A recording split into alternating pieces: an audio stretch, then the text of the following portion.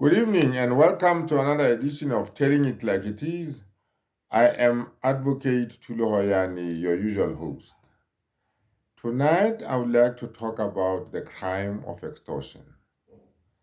The crime of extortion has reached alarming levels in South Africa.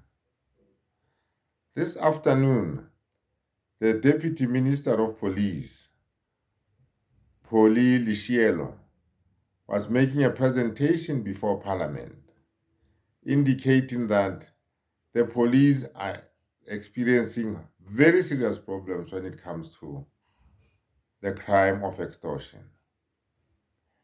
One of the things that she indicated is that the police are under-resourced. In other words, the police just do not have the resources to fight the scourge.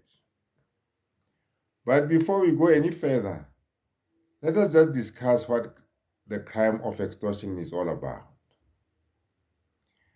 Extortion involves one person threatening another to provide the person making the threat with money.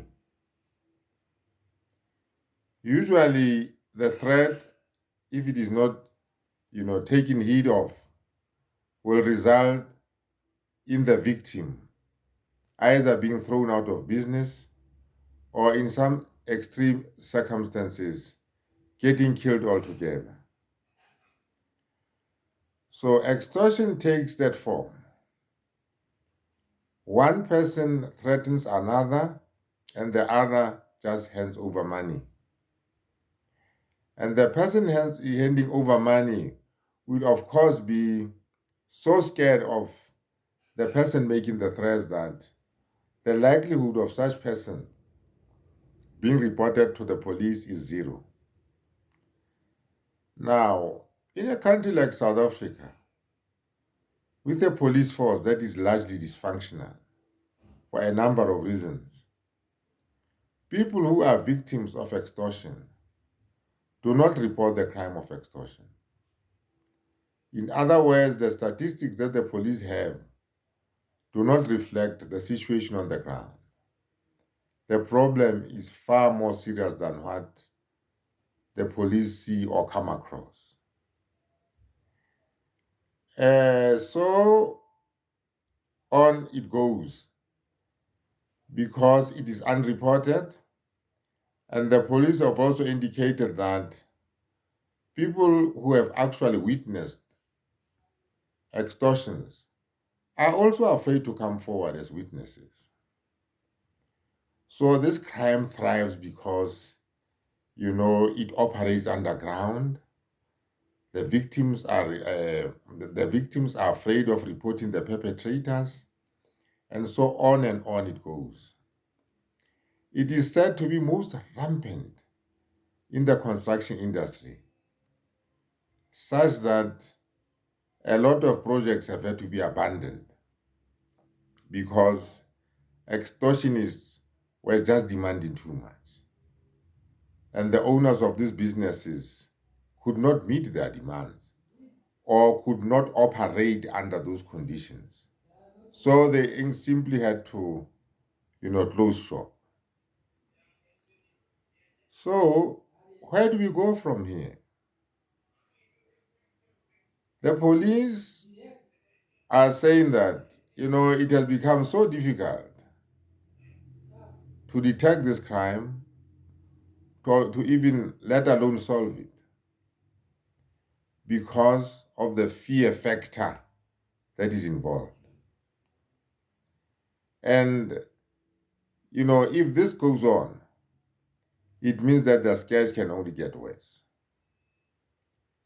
The police have asked Parliament to declare extortion a national crisis. It is widespread. It started mostly in the Eastern Cape, around the Mthatha area. But as things stand, it is a nationwide scourge. It is all over the place. Even our municipalities are not immune from the scourge. Remember, we're talking about municipalities which are largely dysfunctional. We are talking about municipalities which cannot deliver a clean audit. 87% of them simply cannot come up with a clean audit. Now, when you add the scourge of extortion into the mix, then you really go and get a toxic, you really get a toxic cocktail. As society, crime is eating away at South Africa. And unless something is done, and something must be done quickly, we are just going down the abyss. This country, to put it mildly, is going to the dogs. It is about time that, the police are properly resourced. Like, their biggest cry is that they are underfunded. Not only are they unable to fight the scourge of extortion, but many other crimes, just go unabated. And the police are are faced with very serious problems trying to combat all this crime wave. Let me round up by saying that we live in a sick society. South Africa is probably the crime capital of Africa. We need to rise up and do something about the criminality that we see all over the place in our suburbs and townships. We really need to do something about it. It is your responsibility. It is my responsibility. It is everybody's responsibility. And above all, it is the responsibility of the government to ensure that we live in safe neighborhoods. Once more, let me thank you for watching this video. And please click on that subscribe button and keep those comments going. I am very encouraged by the fact that a lot of views are now coming in, and that keeps me, going, because it is only through the support that you give to this channel that it can grow. Thank you very much for watching this video.